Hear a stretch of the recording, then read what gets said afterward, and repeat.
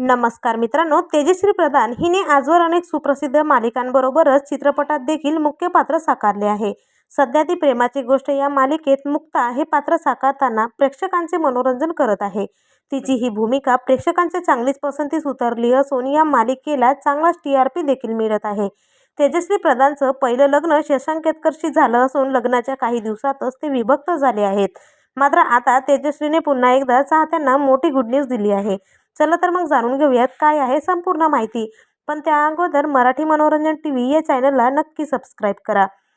मित्रांनो, तेजश्री प्रधान ही लवकरच सदैव लग्नम करणार आहे. हा नवा चित्रपट येत्या 20 डिसेंबरला चित्रपटगृहात प्रदर्शित होणार आहे. या चित्रपटात अभिनेता सुबोध भावे हा तेजश्रीचा नवरा असणार आहे. नुकतंच तेजश्रीने तिच्या सोशल मीडिया अकाउंटवर एक पोस्टर शेअर केला आहे.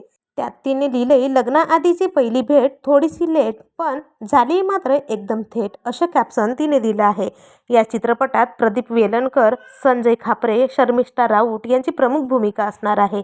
तर तुम्ही हा चित्रपट बघण्यास उत्सुक आहात का? कमेंटमध्ये सांगायला विसरू नका. धन्यवाद.